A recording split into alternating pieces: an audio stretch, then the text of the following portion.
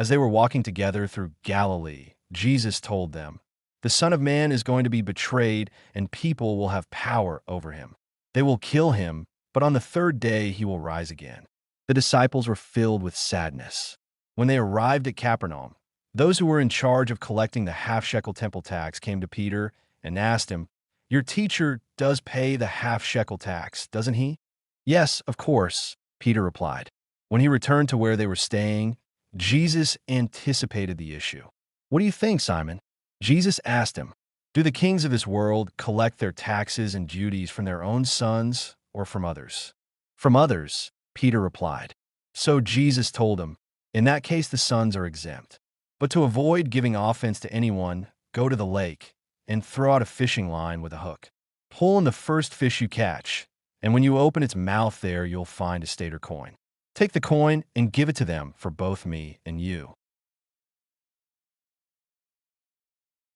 So Paul took the men with him, and the next day went and purified himself with them. Then he went to the temple to give notice regarding the end of the time of purification and the offering which would be made for each of them. The 7 days were almost over when some Jews from Asia saw Paul in the temple and incited the crowd against him and seized him. "Men of Israel, help!" they shouted. "This is the man who is teaching everyone everywhere to oppose our people, the law, and the temple. He's also brought Greeks into the temple, defiling this holy place." They said this because they had seen him previously in the city with Trophimus the Ephesian and presumed that Paul had brought him into the temple. The whole city was shocked by this, and people came running. They grabbed hold of Paul and dragged him out of the temple. Immediately the doors were shut. As they tried to kill him, news came to the Roman troop commander that the whole of Jerusalem was in an uproar. Immediately the commander took some centurions and soldiers and ran down to the mob. When the mob saw the commander and the soldiers, they stopped beating Paul. Then the commander came over and arrested Paul and ordered him to be bound with 2 chains. He asked who he was and what he had done. Some of the mob were shouting one thing and some another. Since the commander couldn't find out the truth due to all the noise and confusion, he ordered Paul brought into the fortress. When Paul got to the stairs, he had to be carried by the soldiers because the mob was so violent. People in the crowd that was following were shouting, "Get rid of him!" Just as he was about to be taken inside the fortress, Paul asked the commander, "Can I tell you something? Do you know Greek?"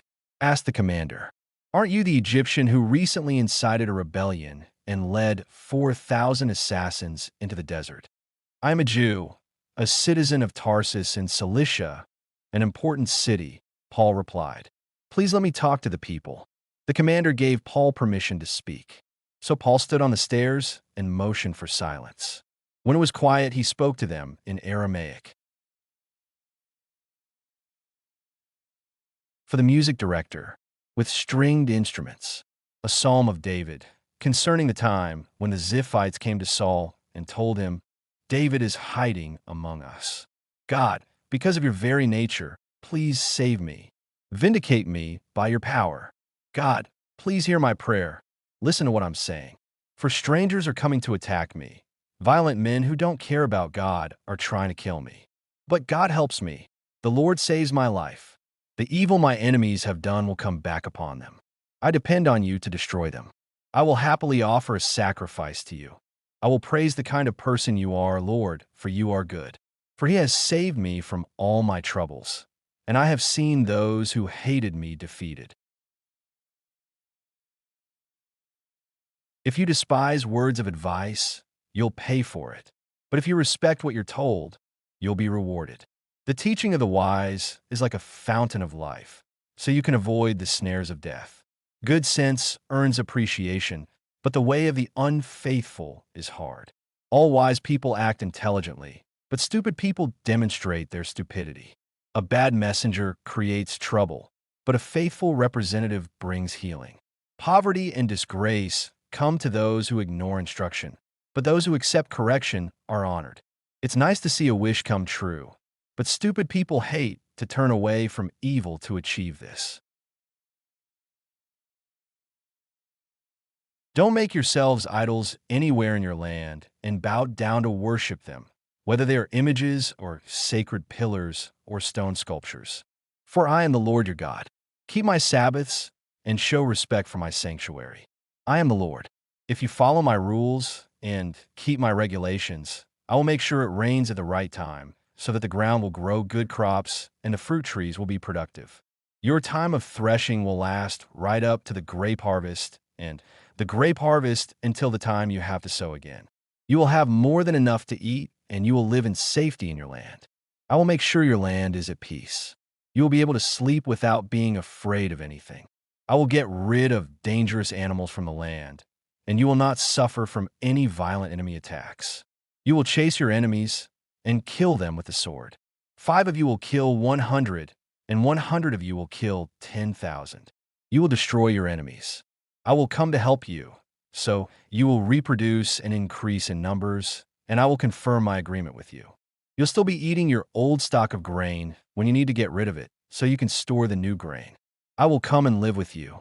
I certainly won't reject you. I shall always be right there with you. I will be your God, and you will be my people. I am the Lord your God, who led you out of Egypt, so you wouldn't have to be slaves to the Egyptians any longer. I smashed the yoke that kept you bent down and helped you to stand up straight. But if you don't pay attention to me and do what I tell you, if you reject my laws, hate my regulations, and refuse to follow my commandments, and consequently break my agreement, then this is what I'm going to do to you. I will make you panic and suffer from diseases like tuberculosis and fever that make you blind and drain your life away. It will be pointless for you to sow seed in your fields because your enemies will eat the harvest.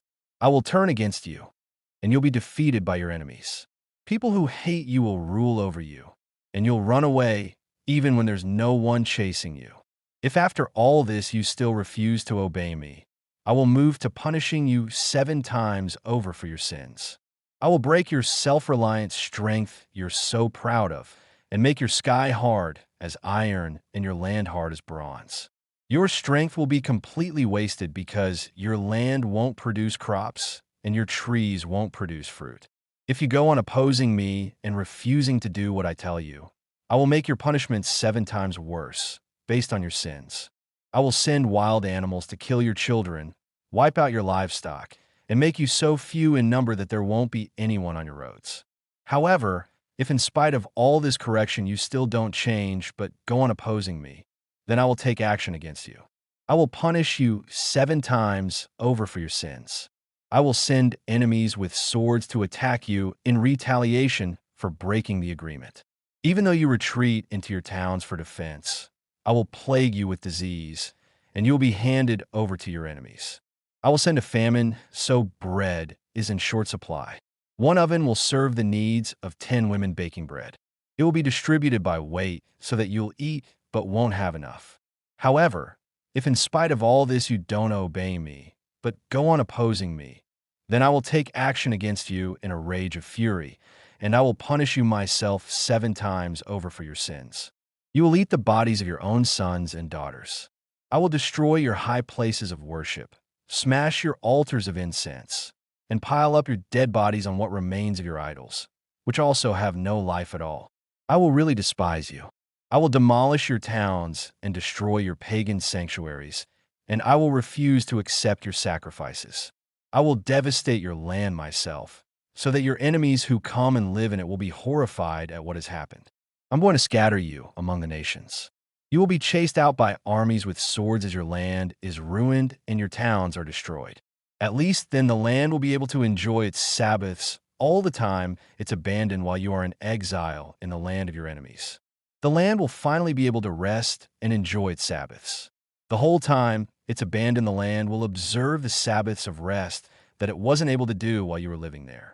I will make those of you who survive so discouraged that as you live in the lands of your enemies, even the sound of a leaf blowing in the wind will scare you into running away.